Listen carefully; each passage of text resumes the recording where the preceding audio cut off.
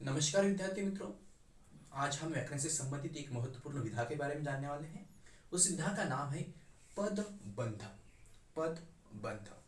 हम ये भली बात ही जानते हैं कि जब वर्णों का सार्थक मेल होता है, जब वर्णों का सार्थक मेल होता है तब उसे शब्द कहते हैं। जैसे उदाहरण के रूप में क, म और ल, मतलब कमल। कमल मतलब यहाँ पर हम देखते हैं कि क में अलगा है, म में अलगा है, ल में अलगा है। इस तरह से ये वर्णों का यानी स्वर और व्यंजनों का मेल हुआ, मात्राओं का मेल हुआ, तब जाकर ये शब्द बना कमल। उसे हम कमल कहेंगे, मतलब ये शब्द है। लेकिन जब इसी शब्द को हम वाक्य में प्रयोग करेंगे तब हम उसे पद कहते हैं। जैसे कमल खेल रहा है, खेल रहा है। कमल खेल रहा है, वहां पर ये जो कमल है ये शब्द है। यही शब्द हमने वाक्य में प्रयोग किया, उसे हम कहेंगे पद। तो ये जो पद होते हैं, ये जो वाक्य में व्याकरण के अनुसार जब कोई शब्द वाक्य में प्रयोग किया जाता है तो उसे हम पद कहते हैं। तो ये जो पद जिस अनुरूप वाक्य में प्रयोग किए जाता है, जिसके साथ जुड़कर वो प्रयोग किए जाते हैं, उसके अनुसार उस शब्दांश को, उस वाक्यांश को हम कहते हैं पदबंध। पदबंध मतलब साधारण भाषा में आप समझ लीजिए कि जब वाक्य में एक से अधिक पद, आपको भली बात ही पता है कि पद कौन कौन से होते हैं। संज्ञा पद होता है, सर्वनाम पद होता है, विशेषण पद होता है, क्रियापद होता है, उसके बाद जो है अविकारी शब्दों के भी पद होता है। तो जब किसी वाक्य में एक से अधिक पद, जब किसी वाक्य में एक से अधिक पद साथ में जुड़कर आते हैं और साथ में जुड़ने की वजह से वो पूरे वाक्यांश को, पूरे वाक्य को नहीं, वाक्यांश को, मतलब जितना समूह जुड़कर आया है उस समूह को हम कहते हैं पदबंध। उस समूह को हम कहते हैं पदबंध। मतलब अगर वो संज्ञा के साथ अगर दूसरा पद जुड़कर आया है, संज्ञा तो मुख्य पद है, मतलब वो शीर्ष पद है, सर्वनाम शीर्ष पद है, विशेषण शीर्ष पद है, क्रिया शीर्ष पद है, या पूरी तरह से क्रिया विशेषण अव्यय शीर्ष पद है। लेकिन उसके साथ, शीर्ष पद के साथ अगर दूसरा कोई पद जुड़कर आता है तो वो दोनों समूह का, मतलब संज्ञा के साथ जुड़ा हुआ, विशेषण के साथ जुड़ा हुआ, क्रिया के साथ जुड़ा हुआ, या पूरी तरह से क्रिया विशेषण के साथ जुड़ा हुआ जो भी पूरा समूह रहेगा उस समूह को हम कहेंगे पदबंध। उस पूरे समूह को हम कहेंगे पदबंध। मतलब आप ऐसे बोल सकते हैं, एक उदाहरण के रूप में, मोटा लड़का, मोटा लड़का क्रिकेट खेलता है, क्रिकेट खेलता है। मोटा लड़का क्रिकेट खेलता है। अब देखिए इस वाक्य में जो हम अलग प्रकार के पद देख रहे हैं, लेकिन इस वाक्य में जो है एक पदबंध जुड़कर आया है। आप पहले समझ लीजिए, पद मतलब सिर्फ एक।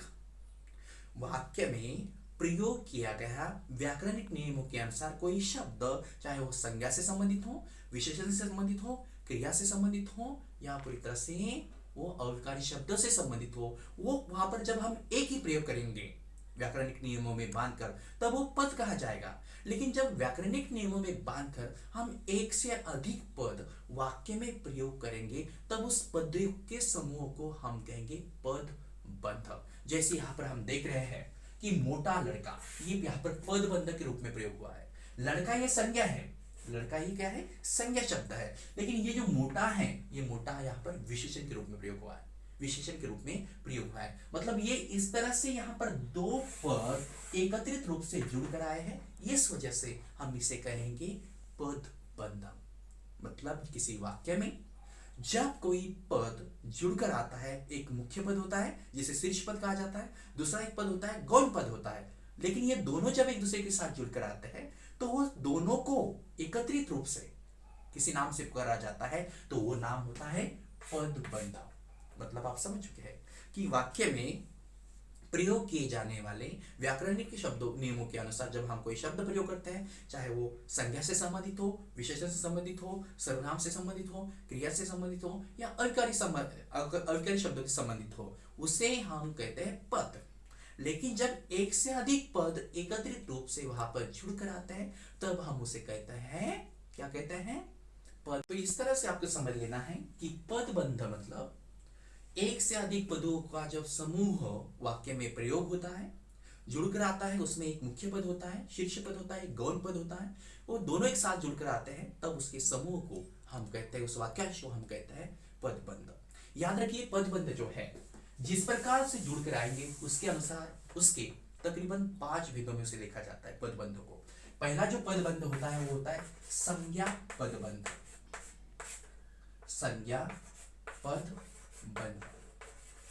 संज्ञा पदबंध मतलब क्या है, आप समझ चुके हैं कि जिस जगह पर आपको ऐसे लगता है कि संज्ञा ये जो है पद के रूप में प्रयोग हुआ है, संज्ञा ये शब्द पद के रूप में प्रयोग हुआ है, और संज्ञा ये शीर्ष स्थान पर यानी शीर्ष पद वहां पर प्रयोग हुआ है, लेकिन उसके साथ अन्य गौण पद जुड़कर आ रहे हैं और दोनों भी एक दूसरे से जुड़ने की वजह से वाक्य को सार्थक अर्थ व्याकरणिक रूप से देने का प्रयास किया जा रहा है, तब ऐसे पदबंध को हम संज्ञा पदबंध कहते हैं। जैसे कि विदेश में रहने वाले मेरे चाचा जी गांव आने वाले हैं। विदेश में रहने वाले मेरे चाचा जी विदेश में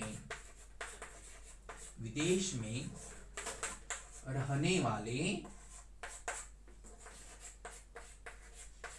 मेरे चाचा जी गांव आने वाले हैं।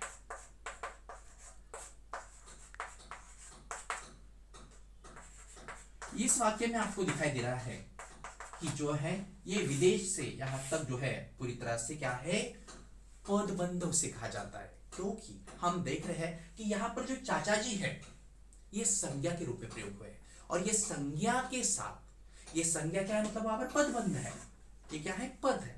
संज्ञा यहाँ पर क्या है, पद है, लेकिन इस संज्ञा के पहले ये जो जुड़कर आए हैं विदेश में रहने वाले, ये पूरी तरह से ये भी पद है, लेकिन ये गौण है, ये गौण पद है और ये शीर्ष पद है। तो शीर्ष पद संज्ञा होने की वजह से, शीर्ष पद संज्ञा होने की वजह से उसके साथ अन्य कोई भी पद जुड़कर अगर आता है गौण रूप के माध्यम से या गौण पदों के रूप में वहां पर जुड़कर आता है, तब ये जो संज्ञा मुख्य शीर्ष पद होने की वजह से यहाँ पर इस पद को हम कहेंगे संज्ञा पद। मतलब संज्ञा के स्थान पर संज्ञा के रूप में प्रयुक्त होने वाले पदबंध को संज्ञा पदबंध कहा जाता है। याद रखिए पदबंध में वो अकेला नहीं रहता है, तो एक से अधिक पदों का वहां पर क्या रहता है, समूह रहता है, संग्रह रहता है, वो एक से अधिक समूह का क्या रहता है, वाक्यांश होता है। लेकिन इसमें संज्ञा मुख्य रूप से होने की वजह से, संज्ञा मुख्य रूप होने की वजह से, शीर्ष रूप होने की वजह से, शीर्ष पद होने की वजह से इसे हम संज्ञा पदबंध कहेंगे। उसी के साथ दूसरा जो पदबंध है वो है सर्वनाम पदबंध। सर्वनाम पदबंध। सर्वनाम पदबंध आप समझ चुके हैं कि जिस प्रकार संज्ञा वहां पर शीर्ष रूप में प्रयोग हुई है और उसके साथ दूसरे पद जुड़कर आए हैं, इसलिए वो संज्ञा पदबंध। लेकिन जब अगर ऐसा होता है कि किसी वाक्य में मुख्य जो पद होता है, मुख्य जो पद होता है वो सर्वनाम होता है, शीर्ष जो पद होता है वो सर्वनाम होता है, और उसके साथ अन्य पद जुड़कर आते हैं, तो उन सभी पदों के एकत्रित समूह को, एकत्रित वाक्यांश को हम सर्वनाम पदबंध कहते हैं। जैसे कि उदाहरण के रूप में हम बोल सकते हैं वो भागा भागा आ रहा है, वह भागा भागा आ रहा है, वह भागा भागा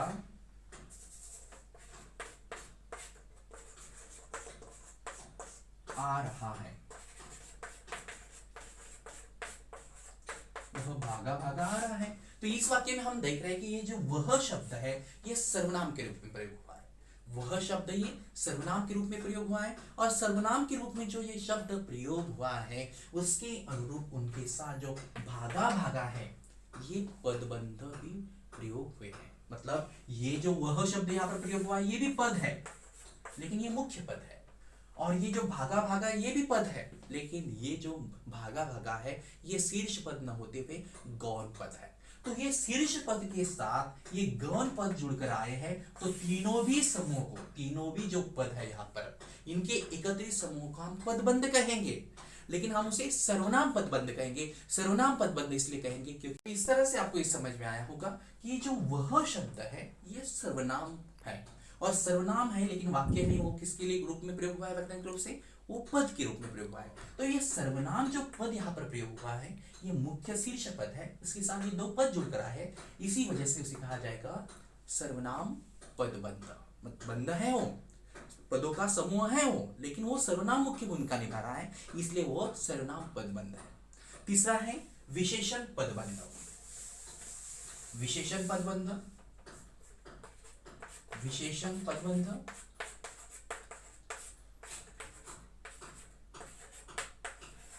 जब किसी वाक्य में कोई विशेषण शब्द मुख्य पद बनकर आता है, शीर्ष पद बनकर आता है और उसके साथ अन्य पद भी जुड़कर आते हैं, लेकिन शीर्ष पद ये विशेषण होने की वजह से वो सभी पदों के समूह को हम विशेषण पद कहते हैं। उदाहरण के रूप में हम बोल सकते हैं कि आकाश, आकाश, आकाश बहुत कमजोर, कमजोर, पापी और दुर्जन, और दुर्जन व्यक्ति है, व्यक्ति है। तो इस उदाहरण से हमें यह पता चलता है कि यहां पर जो कमजोर, पापी और दुर्जन, ये तीनों भी जो शब्द यहां पर आपको दिखाई दे रहे हैं, मतलब वाक्य में वो पद है, इन तीनों भी पदों को पदबंध कहा जाएगा, क्योंकि तीनों भी यहां पर जो है पद के रूप में प्रयुक्त हुए हैं। लेकिन उसमें जो पहला पद है, जो शीर्ष पद है, वो विशेषण है, विशेषता बताई जा रही है, और इसी वजह से ये जो विशेषता बताने का प्रयास इस शब्द के माध्यम से किया जा रहा है, मतलब वो विशेषण है, और वह विशेषण जब शब्द वाक्य में प्रयोग हुआ है वो पद के रूप में हुआ है, और ये शीर्ष पद होने की वजह से, विशेषण ये शीर्ष पद होने की वजह से इन सभी पदबंधों को या सभी पदों के समूह को हम पदबंध कहेंगे, लेकिन हम उसे कहेंगे विशेषण पदबंध।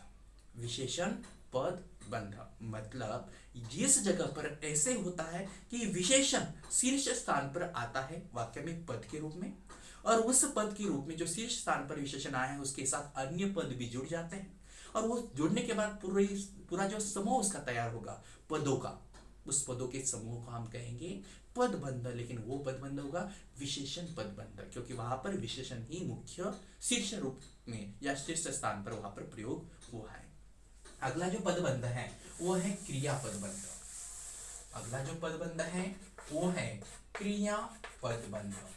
क्रिया पदबंध जब वाक्य में कोई क्रिया शीर्ष स्थान पर आती है, मुख्य रूप से पद के रूप में आती प्रयोग होती है, और उसके साथ अन्य पद जुड़कर आते हैं, तब ऐसे पदबंध को हम क्रिया पदबंध कहते हैं। जैसे उदाहरण के रूप में हम बोल सकते हैं कि मेरी बेटी खाते खाते खेलती है। मेरी बेटी खाते खाते खेलती है। मेरी बेटी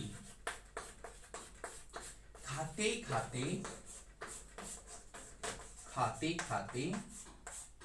खेलती है। मेरी बेटी खाते खाते खेलती है। तो आप यहाँ पर ये जो खाते खाते और खेलती, ये तीनों भी जो शब्दांश है, जो वाक्यांश में प्रयोग हुए हैं, जो वाक्यांश है शब्द वाक्य में प्रयोग हुए, इसे हम पदबंध कहेंगे, लेकिन उसे हम क्रिया पदबंध कहेंगे, क्योंकि यहाँ पर जो क्रिया प्रयोग हुई है वो मुख्य रूप से शीर्ष स्थान के रूप में वहां पर प्रयोग हुई है, और शीर्ष स्थान के रूप में यहाँ पर वो प्रयोग होने की वजह से उसके साथ जो क्रियाएं जुड़कर आई है या जो पूरी तरह से दूसरे पद जुड़कर आए हैं, उस पदों का समूह वहां पर बन रहा है, लेकिन उसमें जो पद मुख्य रूप से भूमिका निभा रहा है वो क्रियापद है। कौन सा पद है? क्रिया से संबंधित है। इसलिए इस पदबंध को, इस समूह को हम क्रिया पदबंध कहेंगे। कौन सा पदबंध कहेंगे?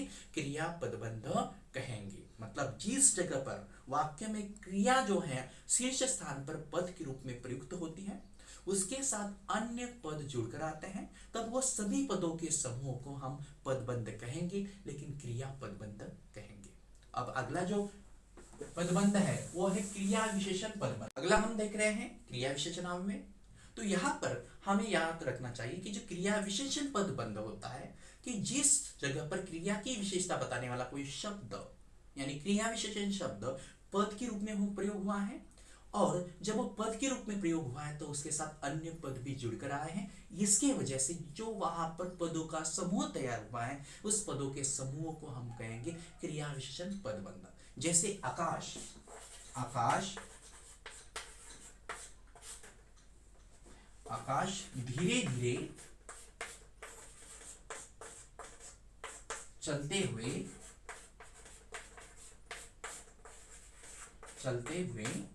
पहुंच गया।